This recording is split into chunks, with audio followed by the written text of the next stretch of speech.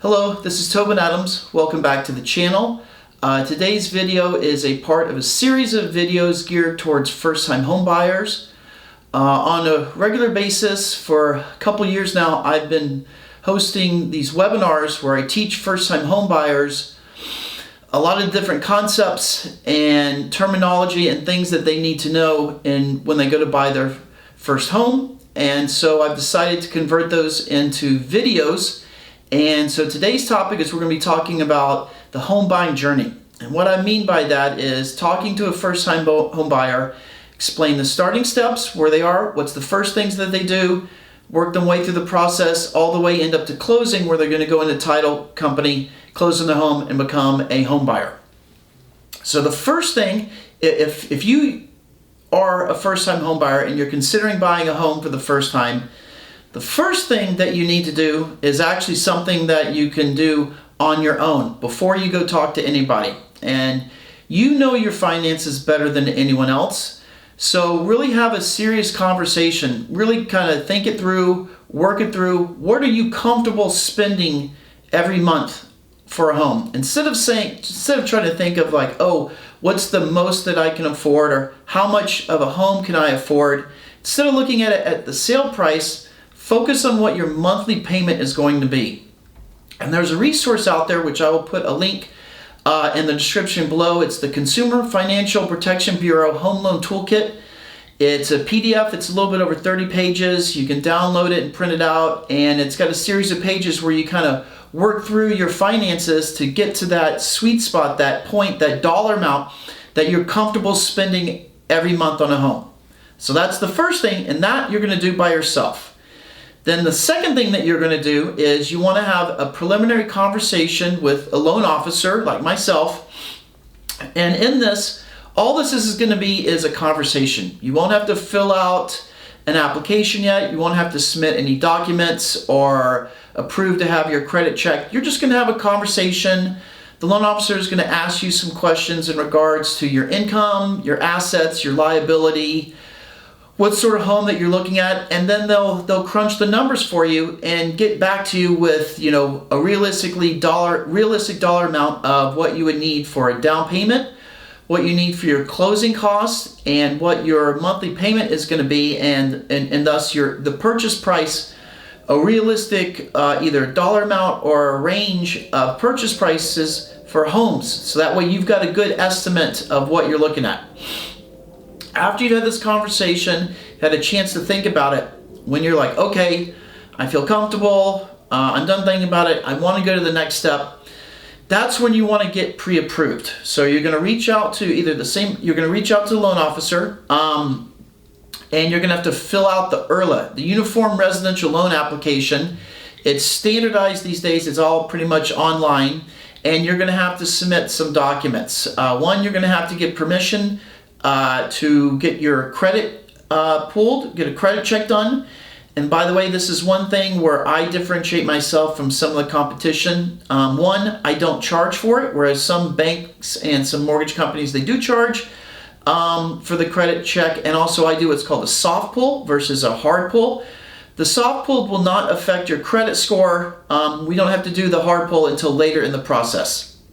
So you're going to get the approval to get your credit checked. Also, you're going to supply your pay stubs, a couple bank statements, 2 years of tax returns, your asset statements. And what I mean by that is any assets that you're going to use to purchase a home. So think of, like your stocks, maybe you got mutual funds, anything that you're going to use as a source to buy your home.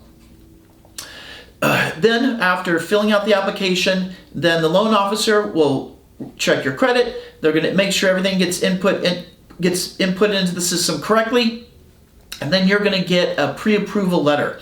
And you want this for a couple reasons. One, realtors, real estate agents, they don't want to work with someone that hasn't been pre-approved, because they don't want to go out and go show them homes and then find out after the fact that they're not even qualified for it. And the second reason is that if someone is selling their home, and let's say they get 3 offers, and one of the offers is the potential buyer has not been pre-approved, well, they're more likely to ignore that offer and take one of the other 2s just because they don't want that added risk.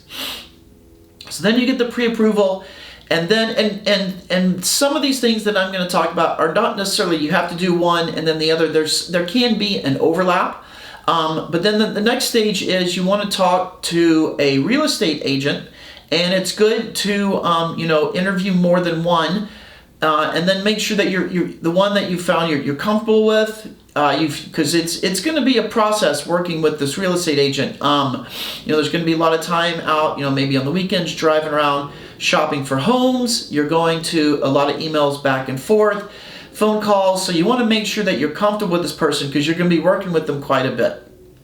When you first meet with the real estate agent in Texas, you're going to get what's called the IABS, the Information About Brokerage Services. There is one thing on there that I really want to focus on. I'm not going to talk about all of it, but there's one thing in particular that's very unique that I think it's possible that someone could read and not quite understand what this means, so I'm going to explain it to you. It's the portion that says as subagent. A license holder acts as a subagent when aiding a buyer in a transaction without an agreement to represent the buyer. A subagent can assist the buyer but does not represent the buyer and must place the interests of the owner first. So, it's a lot of maybe legal jargon that might not be so obvious, but what this means is if you have a conversation with a real estate agent and you do not fill out a buyer rep agreement, which, by the way, I'm going to make another video down the road where I'm going to go into detail about a buyer rep agreement. But if you don't agree to have them and you don't sign that, if they show you a property, as soon as y'all step into the property, it's a weird thing, but in Texas, that real estate agent is technically not working on your behalf. They're working on behalf of the seller selling their home.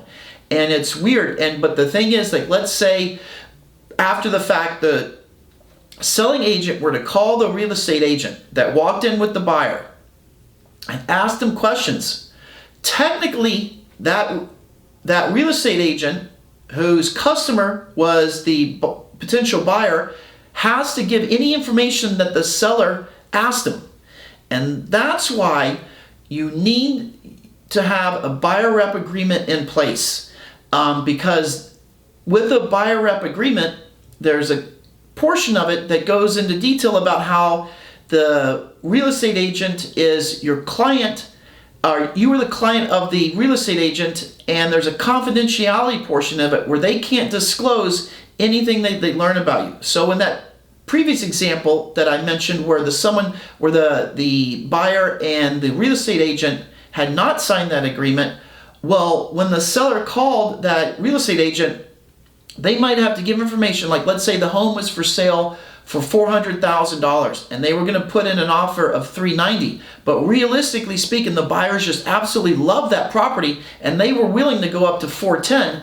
Well, if the seller were to call that real estate agent and ask them, because technically they would have been a sub-agent, they would have had to disclose the fact that the buyer was agreeing to pay $410,000 instead of the $390,000 that was going to be the offer. So that confidentiality portion of the buyer rep agreement is very crucial, and that's one of the big differences between a customer and a client. A customer is someone that the real estate agent is just talking with, but once that buyer rep agreement is signed, then they are a client, and there are certain responsibilities and duties in the state of Texas that the real estate agent has to abide by that's not the same when they are a customer. And I bring this up because a lot of people they meet a real estate agent, they're just kind of at the beginning stages, and there is the real estate agent asking them to sign this document, and it makes a lot of potential, especially first-time home buyers, a little bit nervous, and I think it's because they don't understand this confidentiality agreement that is included in the buyer rep agreement. So, okay, you are a first-time home buyer, you found your real estate agent, you signed the buyer rep agreement. Now you're going to go out and you're going to go shopping. Obviously, that's going to be the fun portion of it. You're going to go to open houses, you're going to go to listings, and then, you're going to walk in and you're going to find that home. And you're like, oh, this is it. I see this home. maybe it needs some work, maybe it doesn't, but I see myself here. This is it. I want to make an offer. So you have a conversation with your real estate agent, and you're gonna put in an offer. Maybe you get lucky and it's accepted your first go around, or maybe it's not. Maybe it's rejected for one reason or another, and then you have to go through the process again. So let's say hypothetically you go through it again. You find a second home. You go through the same process. You put in an offer. This time, instead of rejecting it, the seller comes back with a counter offer that says, let's say this home was for sale for $450 and you offered $440. Maybe they will say, we're going to counter offer at $445. Now technically that meant that your first offer was canceled and void, but now they've come back with you at $445. And let's say you say, okay, you know what, I'm fine with the extra $5,000. You sign it, and now you're under contract. So all right, you're so excited. They accepted your offer. So now then there's a couple things that you are going to have to provide the seller. You're going to have to provide the seller with option money and earnest money. And what option money is, and options can vary, it could be like 7 days, 10 days, what have you. It gives you the chance as a home buyer to do your due diligence on the property. So you're going to turn over the option money, and you can turn over the earnest money, which is also referred to as a deposit. So let's say maybe you have to put down 1% of the purchase price of the home. You're going to give up front, and that's to let the seller know that, hey, look, you're not wasting their time. You're serious. You're definitely going to buy this home. And the option money, to go back to that, is during this time, the first 7, 9 days, 10 days, however long your option was for, you're going to hire an inspector. And the inspector, and you're going to do this very quickly, the inspector's going to come over to the home and really look at it. They're going to look at the foundation, they're going to look at the HVAC system, they're going to look at the roofing, and they are going to tell you if they see anything that's wrong. So let's say hypothetically, the inspector goes through it and sees that the roof has a little bit of hail damage and recommends that the roof needs to get replaced. Well then, this gives you the option, the buyer, you can say, possibly you're like, well, no, now I'm going to change my mind because the seller didn't disclose that there was damage to the roof. Or realistically speaking, what happens most often, they'll just go back to the seller and say, hey, look, my inspector found this damage to the roof. I'm going to have to get it replaced. I want to reduce the purchase price of the home by the cost of the repair. And now you're going to have a little bit back and forth with the seller. Maybe they just say, okay, that's fair. We agree to that. Or maybe if you're in a market where it's a seller's market and they're getting a lot of offers, maybe they say, no, we're not going to take it because I know they'll be able to sell their home at the original asking price. Or maybe there's some negotiation and you decide to split it, the portion of it. Then you've come to the terms, and let's say hypothetically for this situation, you agree to split the difference for the repairs. Well, then they'd make an amendment to the offer, and then you're going to go forward with it. And then also one other thing I want to add, which I think is kind of more recent, you might have noticed it's been popping up in the news, a lot of stuff about insurance. You want to really do your due diligence during this option period to make sure that you are going to be able to get homeowners insurance. There's a lot of stuff that's been going on. As I'm making this video, it is March 2024. The past 12 months have seen a whole lot of changes in the insurance industry. So you want to make sure that you will be able to get insurance for the property and at a price that you will feel comfortable paying. You definitely want to make sure this is checked off before going forward. So okay, now you've settled up the negotiation. You've checked your insurance, and y'all have agreed about what's going to happen with the roof. Well, then you're going to, and once again, like I said, some of these things are not necessarily in exact order. There can be an overlap. But now you're going to want to focus on the mortgage side and the loan estimate. And by the way, I'm going to make another video going into great detail about this portion of the process. Loan estimates, by law, they have to have the word loan estimate at top. They are designed, the layout is designed so they will all be the same, so that way it's easy for you to compare loan estimates. And this is the point that you're going to want to shop around. Data has shown that the average home buyer can save thousands of dollars if they get multiple loan estimates. Like I said, I'm going to make another video where I'm going to go into detail on that. So let's say hypothetically that you are working with me and you say, Tobin, I'm happy with your loan estimate. I want to go forward with you. Well, then you are going to signal what's called an intent to proceed. As soon as you do that, there's a lot of things that start happening behind the scenes. So the first thing is that the mortgage company that you're working with, or the bank, they're going to lock in that interest rate. And what that means is that the interest rate that you're going to get on your mortgage will not change from the time that you signal your intent to proceed until you close on your home. Also, at this point, you're going to get the appraisal. The appraisal is going to be ordered. This is one thing that you are going to pay for up front. The banks and mortgage companies, they want to get the appraisal process started as quickly as possible because it is a third party that oversees it, and they don't want to risk any delays in closing being caused by a delay in the appraisal. So that happens, that gets started very, very soon in the process. Also, you're going to have a loan processor that's going to get assigned to your file. The loan processor is going to get some more information from you. They're also going to get a lot of information from other sources. And when the loan processor has all that information that they feel that they need, they're going to have it in the file and they're going to send it over to the underwriter. Now, the underwriter is kind of like the eyes and ears of the owner. They are going to go through that application in detail. They're going to look at all the supporting documents in detail. It is very common for them to see some things, either one thing or multiple things, and then they were going to send that file back to the loan processor with what's called a condition. So here's an example of a condition. The underwriter is looking at the bank statements and they noticed that 45 days ago there was a random $10,000 deposit into the bank account. So then the loan processor is going to reach out to you, the borrower, and say, hey, where did this $10,000 come from? And let's say in the scenario that the borrower says, oh, it was a gift from my parents to help me buy this home with my down payment. And they're going to say, okay, that's fine, but we're going to need your parents to fill out a form saying that that is a gift and not a loan, not a personal loan. So they'll send the form over to the parents. Parents fill out the form saying it is a gift. They get the form, they send it back, they put it into the file, and maybe if there were some other conditions, they also get those conditions, those extra information. The loan processor will get that, put it in the file, and when they think they've got everything, then they're going to take the file and send it back to the underwriter. Now, it's possible that the underwriter is going to see some other things or need some more information, and they'll go through the process a second time. But let's say for this scenario that all of the conditions had been checked off, and the underwriter marks the loan clear to close.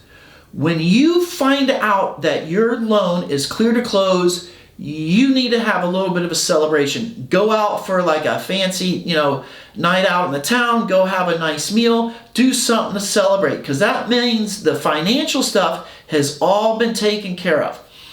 You then are going to get a closing disclosure, and yes, it's possible you might have already gotten it before this, but you'll get a closing disclosure, and I'm going to make another video where I'm going to go into detail about them. By law, you have to get them at least 3 days prior to closing. You get the closing disclosure. I want you to go through that. Go through it in detail. Make sure that everything is okay. By law, you have to get it at least 3 days in advance of closing, so that way it gives you time to ask any questions you might have. If you've got questions, reach out to the loan processor, reach out to the loan officer, get those questions answered. So that way, when you walk into, and if you're in Texas or in Florida, it's probably going to be a title company. You're going to walk in there, you're going to have a stack of documents that you're going to be signing. You go through all of those, and in about 30 minutes or less, you're a homeowner. So that is kind of like the big picture, the journey that you're going to go on from, hey, I'm thinking about buying a home, to being a homeowner. And like I said at the beginning, and I'll put a link down below, on a regular basis, I host webinars via Zoom where I go through and I teach first-time home buyers the process in detail. This video was just one slide that I have in that presentation. I'll put the link below that you can do that.